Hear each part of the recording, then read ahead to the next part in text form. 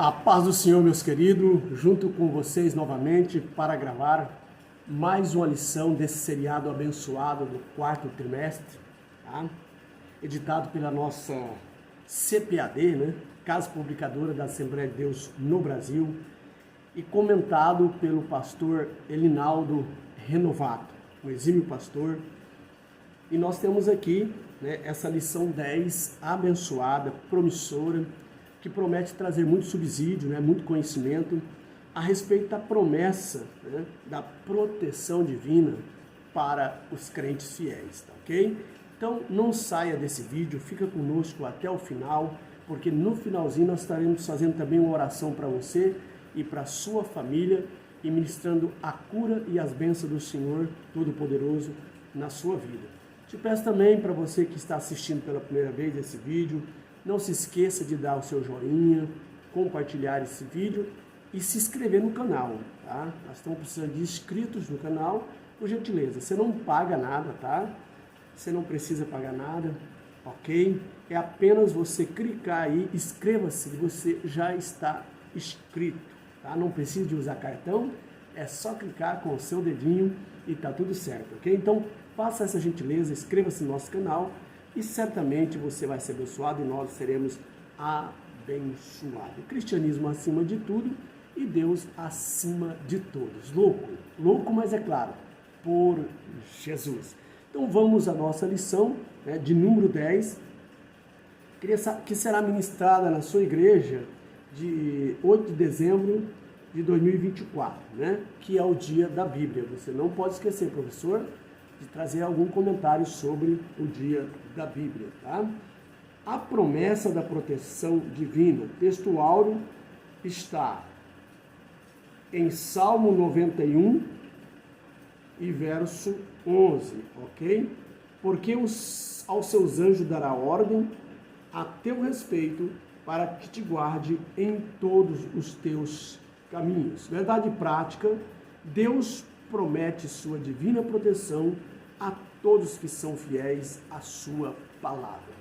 A leitura bíblica em classe está em Efésios capítulo 6, do verso 10 ao 17, e em Salmos 91, do verso 1 ao 8. Não vamos fazer a leitura porque é extensa e vai nos tomar tempo. Então nós vamos direto para o nosso conteúdo, né?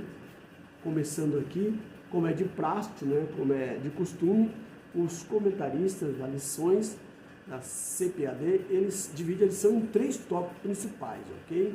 O primeiro tópico é a proteção espiritual contra o inimigo, com 3 subpontos. O segundo tópico nós temos aqui, no segundo tópico, a maravilhosa proteção de Deus, com 3 subpontos.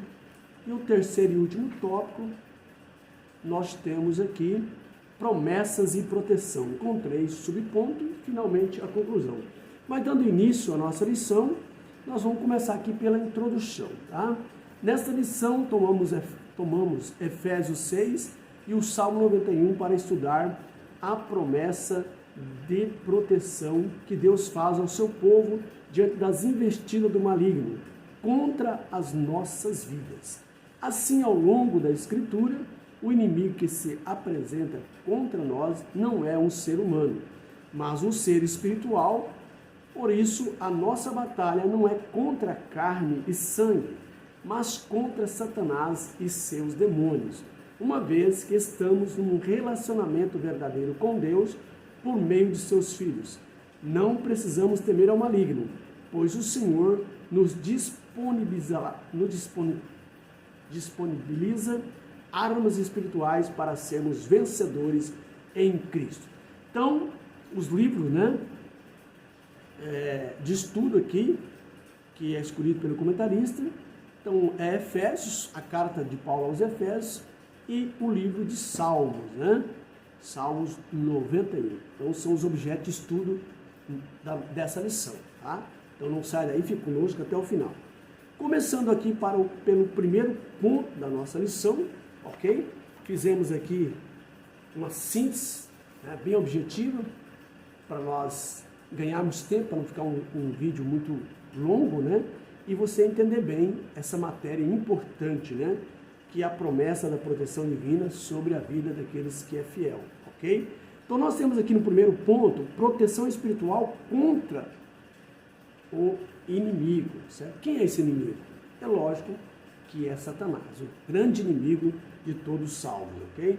Primeiro subponto, proteção contra o maior inimigo, ok? Devemos resistir ao diabo e deixar a vingança nas mãos de Deus. Ele nos protege da cilada do inimigo. Com Deus podemos repreender o mal na autoridade da sua palavra. O diabo pode nos tentar, mas o inimigo se levanta para cair, ok? Então ele pode nos tentar e se levantar, mas vai levantar para cair quando nós estamos na presença de Deus. Outra forma de se proteger dos ataques do diabo é tomar a oração, né, ou tornar a oração um hábito, tá? E manter sua vida de oração consistente. Então, a Bíblia não diz que nós devemos louvar sem cessar, né? Não devemos pregar sem cessar. A Bíblia não fala isso. Devemos pregar assim, tempo fora tempo. Mas a Bíblia, ela afirma categoricamente que nós devemos orar sem cessar. O apóstolo Paulo escrevendo, se não estou equivocado, aos Tessalonicenses, capítulo 5 e 17. Se eu não estou equivocado, tá? Então, a oração, ela é sem cessar. Você não precisa estar 24 horas de joelho. Aí você pode orar em espírito, né? Com a sua mente, né? E nas horas oportunas, você pode também se dobrar, né? Quando você ora de joelho, você está reverenciando ao Senhor. Mas você pode orar deitado na sua cama, andando no ônibus, certo? Em espírito, ok? Então, oração é sem cessar. Isso coloca a pessoa em um estado diário de graça, tá? Ele vai sentir a graça de Deus 24 horas. Então, é importante. E um estado de graça e relacionamento com Deus. Uma pessoa que conversa regularmente com Deus nunca deve ter medo do diabo. E você vê, irmão, que quem andou com Deus 300 anos e conversava diariamente com Deus foi Enoque. E foi tomado, né? Foi arrebatado para os céus. E a igreja de Cristo, ela anda com Deus e conversa com Ele, né? Todo o tempo. Então, por isso a igreja não teme ao diabo, porque está escondida em Deus. E um pouquinho de tempo nós seremos arrebatados a encontrar com o Senhor nos ares, ok? Acredito, isso é verdade. Avançando para o segundo ponto do primeiro tópico, os inimigos espirituais em Efésios. Então, vamos ver quais são esses inimigos espirituais em Efésios. De acordo com Efésios 6, verso 12, os inimigos espirituais são as forças do mal que vivem nas alturas, como os governos, as autoridades e os poderes que dominam o mundo sistema, né? Quem são esses? Que diz lá em Efésios 12, né? Que são as potestades, né? São espíritos, né, das trevas que agem nos lugares celestiais, tá? Então, é o inimigo e seus demônios, ok? O versículo 12 diz, pois nós não estamos lutando contra seres humanos, mas contra as forças espirituais do mal que vivem nas alturas. Então não adianta nada nós estamos degradando com a carne e o sangue, com o irmão, né? Com pessoas. Nós temos que estar lutando contra, certo? O mal que vive nas alturas, que é, né, Satanás, que é regimentado, né? Diz que ele tem demônios para batalhar nos lugares mais reunidos contra a igreja. Então é contra esse inimigo. E essa arma para lutar contra esse inimigo não é o braço, tá? Não é a força do homem física, mas é o joelho, ok? É com joelhos, é orando. E é essa força espiritual que nos faz ser vitorioso, como Jesus foi ali no deserto, né? Quando ele jejuou e orou 40 dias e 40 noites e foi vencedor, derrotando Satanás pela palavra, não degradando, ok? Em Efésios 6, verso 11 ao 18, aconselha a usar, tá, as armaduras de Deus para resistir às armadilhas de Satanás. Então, em Efésios, do 11 ao 12, você vai encontrar ali as armaduras de Deus. O versículo 18 diz que para isso é necessário, veja bem, é necessário ter o cinturão da verdade, são as armaduras de Deus, que Paulo aqui nos aconselha. Paulo estava preso ali, né? E os soldados romanos, ele observou que os soldados romanos usavam uma armadura, né, que protegia, certo? Contra as setas, contra as lanças, contra as espadas do inimigo. Então ele faz essa comparação e traz um estudo para nós, tá? O cinturão da verdade é onde, né, era apertada a cinturão da cintura para que as armas fossem postas, a espada, para que não caísse, ficasse firme, tá? Ter a couraça aprovada de Deus. Essa couraça o soldado romano usava para evitar, né, que flechas, né, que dardos e que espada penetrassem com facilidade em seu corpo, ok? Ter sapatos que permitem andar depressa ao pregar. Então eles tinham coturno, tá, que davam condições deles andarem sem machucar os seus pés e rapidamente. Então o crente tem que ter o sapato que permite, né, ter sapatos que permite andar depressa ao pregar, não para lutar fisicamente. Aqui já é o pregar, Paulo faz essa comparação. O evangelho da paz, ter fé como escudo para deter as setas ardentes disparada pelo maligno. Então, o escudo, né, é importante, aquele escudo era com ele na frente do soldado, ele segurando, para proteger contra os dardos inflamados do maligno, tá? Então nós vemos isso aqui. Ter o capacete da salvação, ter a espada do Espírito, que é a palavra de Deus. Orar no Espírito em todas ocasiões. É o orar sem cessar que Paulo nos aconselha. Não desanimar e continuar orando fervorosamente por todos os cristãos. Então, além de orar por nós, devemos orar por toda a igreja. Tá? É uma recíproca, tá? Para vencer o inimigo. Pois nós não lutamos contra inimigo de carne e sangue, mas contra os governantes e as autoridades do mundo invisível, contra grandes poderes deste mundo de trevas e contra os espíritos malignos na esfera celestial, ok? Então esse é o aconselhamento, né, do apóstolo Paulo, nos alertando como nós devemos lutar contra esse ferronho inimigo, né, que arma a armadilha para nos pegar, mas através da armadura de Deus nós o venceremos. Terceiro subponto do primeiro tópico, tá? As armas espirituais do crente. Quais são elas? Pois embora vivamos como homens, não lutamos segundo os padrões humanos, tá? As armas com as quais lutamos não são humanas, ao contrário, são poderosas em Deus para destruir as fortalezas. A espada do Espírito é a arma ofensiva, tá? Muito poderosa, pois se trata da palavra de Deus, que bem manejada é uma arma eficaz para derrotar o diabo, ok? Então vemos aqui a exemplo Cristo. Jesus Cristo, em sua missão sacrificial, venceu o diabo sendo vitorioso em tudo, porque estava equipado com toda a armadura de Deus, principalmente a palavra de Deus, a qual ele usou, né, tremendamente contra o inimigo. Está escrito, e o inimigo teve que cair em retirada, né? Segundo ponto da nossa lição, o segundo tópico, melhor dizendo, as maravilhosa proteção de Deus, ou a maravilhosa proteção de Deus. Primeiro subponto do segundo tópico, a proteção de quem se relaciona com Deus, tá? Qual é essa proteção? De acordo com a Bíblia, Deus protege aqueles que o temem e confiam no seu amor. É preciso temer a Deus para ter essa proteção de Deus, tá? A proteção de Deus significa que não seremos abandonados, que sempre teremos necessário para a vida, ok?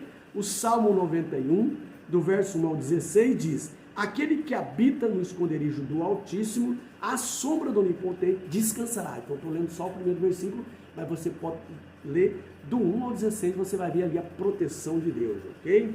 O Salmo 7,10 diz: Deus me protege como um escudo, ele salva os que são honestos de verdade, ok? Não de mentira, é lógico. Salmo 33, do verso 18 ao 19: É o Senhor quem protege aqueles que o temem, e é Ele que guarda aqueles que confiam no seu grande amor. Olha que maravilhas, irmão, a proteção do Senhor, quando nós somos fiel a Ele, realmente ela não falha. Para se relacionar com Deus, é importante ter confiança e colocar Deus em primeiro lugar na vida. Tá? Deus também dá armas espirituais para combater o mal com a oração, a palavra, a verdade e o jejum. A adoração, olha, completo, a oferta, o dízimo e o amor.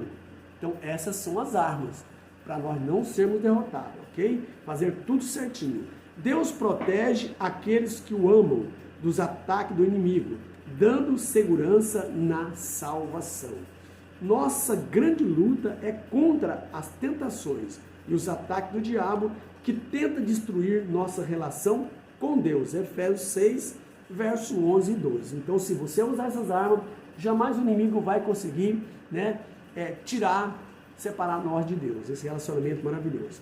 Avançando para o segundo ponto do segundo tópico, Deus, o nosso refúgio e fortaleza. A expressão Deus é nosso refúgio e fortaleza significa que Deus é a fonte de força e proteção necessária, ok? Independentemente das circunstâncias que possam afligir. Temos que confiar. A Bíblia contém vários trechos que reforçam essa ideia, como o Salmo 46, o Salmo 91 e o Salmo 121. Mas fazendo aqui menção do Salmo 46, verso 1, que diz: Deus é o nosso refúgio e fortaleza, socorro bem presente na hora da angústia. O salmista não está negando a existência do mal ou das dificuldades, mas sim afirmando que Deus é a nossa segurança mesmo. Tá? Veja bem, Deus é a nossa segurança mesmo o mal esteja presente, mesmo o mal estando presente no mundo. Tá? A fortaleza é a capacidade de enfrentar as dificuldades com coragem e perseverança, mantendo a fé em Deus, socorro bem presente na hora da angústia. Tá? Então, o socorro bem presente na hora da angústia significa que é nessa hora, e é nesse momento e nesse instante que Ele está presente para estender a mão para nos ajudar. Então esse é o socorro bem presente na hora da angústia, tá? Parece que não tem mais jeito, mas Deus está ali, estende a mão e nós saímos vitoriosos. Terceiro e último subponto do segundo tópico, a onipotência de Deus. Vamos ver o que é a onipotência? A onipotência de Deus é a capacidade que Ele tem de fazer tudo desde que esteja de acordo com a sua personalidade e caráter divino. É lógico, tá? A palavra onipotência vem do latim omni, que significa todo, e potência, poder, ou seja, tem todo o poder, só Ele, tá?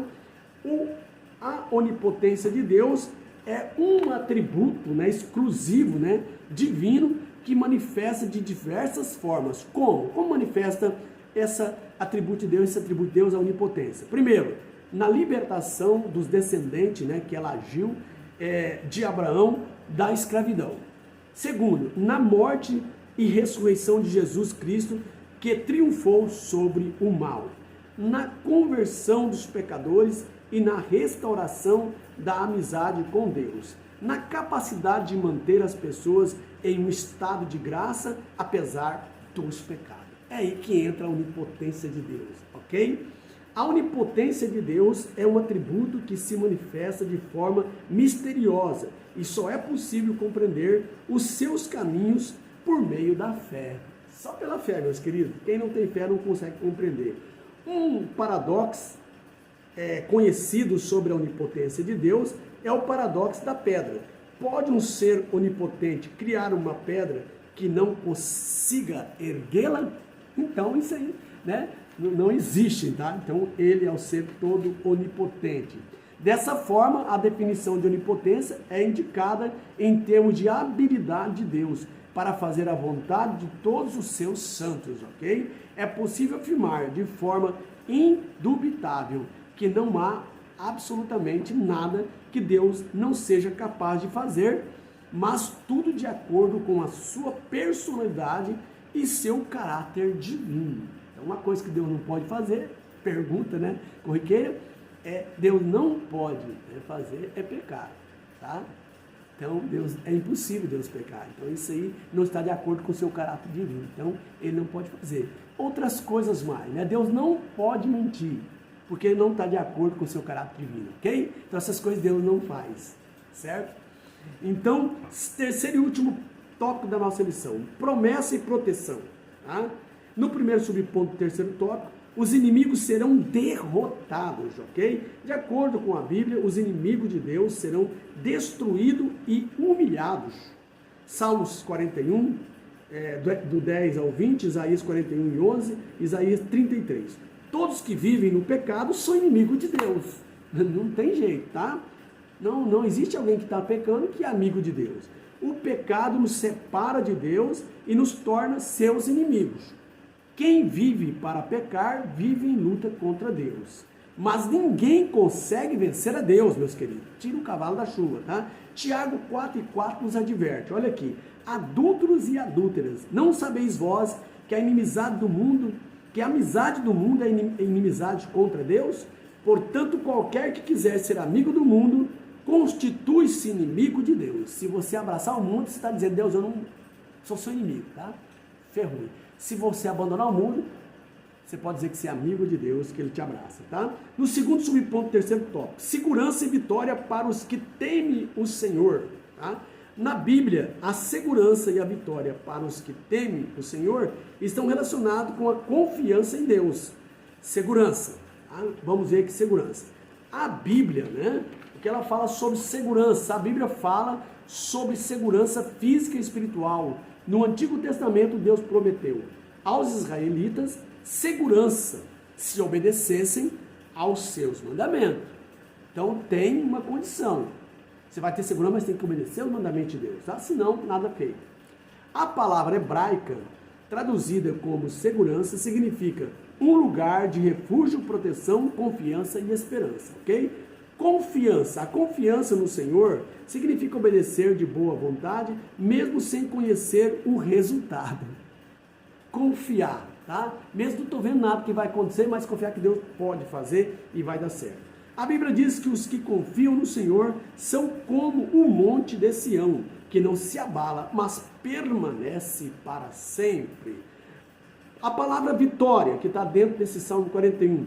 O Salmo 33, 17 ao 19 diz, o Salmo 33, verso 17 e 19 diz, que os olhos do Senhor vigiam e protegem os que lhe obedecem e depende do seu amor. Isso é lógico, meu querido. O Senhor salva os que temem a morte e os conserva vivos na fome. Aleluia! Deus concede a sua perfeita paz para aqueles que confiam nele, não em si mesmo. Provérbios 3, 5 ao 6. Há segurança plena que mantém o coração sossegado e sereno. Então, a segurança plena que mantém o coração sossegado e sereno é a segurança do Senhor. Vivendo na presença de Deus, o crente fiel mantém a sua vida firme no propósito do Senhor, confiando em suas fortes mãos. Terceiro e último subponto do terceiro tópico, a abrangência da proteção de Deus. Os atributos de Deus, como onipotência, onipresença, significa que Deus não pode e nem está preso no tempo e nem no espaço. Então Deus vive num tempo atemporal, né? No tempo kairos, né? E não no tempo cronos, que nós somos limitados, né? Nós temos limite, não podemos, né, superar a gravidade, certo? Não podemos enxergar além das quatro paredes, tá? Muito limitado que são, mas Deus não tem esse limite, porque ele vive no tempo atemporal. Deus não tem passado para ele nem presente, futuro. Deus só tem o tempo presente. Os que passou milhões de anos está presente perante Deus. O que vai acontecer no futuro está presente perante Deus. Então ele vive num tempo atemporal, tá? Então um dia para Deus pode ser 1000 anos, e 1000 anos para Deus pode ser um dia. Quem pode com esse Deus Todo-Poderoso, né? Então a abrangência, né? Os atributos de Deus. Nada pode impedir de Deus proteger o seu povo. Ele se apresenta, olha que maravilha, tá? Como aquele que domina sobre tudo e todos. Salmo 133, verso 6 e o verso 9, ao verso 9. Por isso, a promessa proteção divina abrange a nossa vida e toda a nossa família. Onde o servo do Senhor estiver, a bênção protetora de Deus se fará presente. Salmo 46, verso 1 ao 5. Deus é poderoso para fazer cessar as guerras, desfazer as contendas e trazer a calmaria à nossa vida. Salmo 33, verso 10 ao 12. Esse é o Deus que nós servimos. Ele tem atributo que ninguém mais tem, que é a onipotência, a onipresença, a eternidade, só não tem começo e nem fim, tá? E a presciência, tá? Onisciência, são atributos que só pertencem à Trindade, o Pai, o Filho e o Espírito Santo. Isso é bênção e nós servimos esse Deus poderoso. Por que não devemos confiar nele? Devemos confiar porque não existe nenhum Deus além dele, tá? O que ele promete, ele cumpre. E ele é todo poderoso. O diabo pode ter um pequeno poder, mas quem tem todo o poder é o nosso Deus. E devemos se agarrar com ele, amar e obedecer, para que ele possa realizar grandes obras em nossa vida, e que você que ainda está do lado de lá e não conhece Deus, aceita-o, e você vai ver como ele é poderoso na sua vida, tá? É uma oportunidade para você aceitar Jesus através dessa palavra abençoada. Conclusão: em Deus podemos desfrutar de proteção e segurança. Sabemos que a nossa vida cristã não é livre de ataques malignos, contudo temos um Deus que é o nosso protetor e podemos experimentar o seu refúgio e sua fortaleza. O seu Filho, nosso Senhor Jesus Cristo, nos esconde em sua presença e nos protege de todo mal. Assim, na força do Espírito Santo e vestido com a armadura espiritual, podemos resistir às investidas e ciladas do maligno. O Deus de Jacó é o nosso escudo e refúgio. Nele estamos seguros e protegidos. Que Deus abençoe sua vida, meu querido. Espero que você aprendeu bastante através dessa palavra, desse subsídio da palavra de Deus. E você que não aceitou Jesus, aceita. Confia nesse Deus, ele é todo poderoso, não existe mais ninguém além dele. Antes que houvesse dia, eu sou. E, quem impedirá, querendo Deus fazer, tá? Ninguém pode impedir, certo? Então é importante que você aceite Jesus para você participar dessas bênçãos do reino de Deus, tá? Vamos orar agora, tá? Juntamente comigo. Senhor Deus, eu te agradeço, Pai, por essa oportunidade de transmitir a tua poderosa palavra, de falar, Senhor, sobre a tua grandeza, Senhor Deus, falar sobre os seus atributos, que o Senhor apesar de ser um Deus superior, mas é um Deus bondoso, que olha para nós, pequeninos da terra, e nos protege contra o maligno, que é Satanás, o autor do pecado, Pai. Tu é poderoso. Pai, eu te peço também que repreenda todas as doenças nesse lar, Pai, desse irmão, dessa família que está nos assistindo. Pai Santo, entra com providência, vai curando, Pai, seja o câncer, seja a doença incurável, Senhor Deus, desde uma dor de dente até uma dor de cabeça. O Senhor é poderoso para curar, para repreender toda a enfermidade. Liberta essas pessoas que estão oprimidas, Pai, depressiva, Senhor Deus. Também essas pessoas que estão, Senhor, desempregadas. Ajude-os, o Pai, que possa arrumar emprego, sustentar a sua família. Pai Santo, te pedimos a tua graça, Pai. Entra com providência. Assim nós oramos em nome do teu Filho amado, Jesus Cristo. Amém e amém. Que a graça do Senhor Jesus, o grande amor de Deus, as consolações e a comunhão do Espírito Santo seja sobre a sua vida e a vida da sua família. Bye, bye, queridos, e até o próximo vídeo, a próxima edição, que é a lição de número 11. Estamos chegando ao finalzinho para começar logo o novo ano, né? Do primeiro trimestre de 2025. Ok? Bye, bye.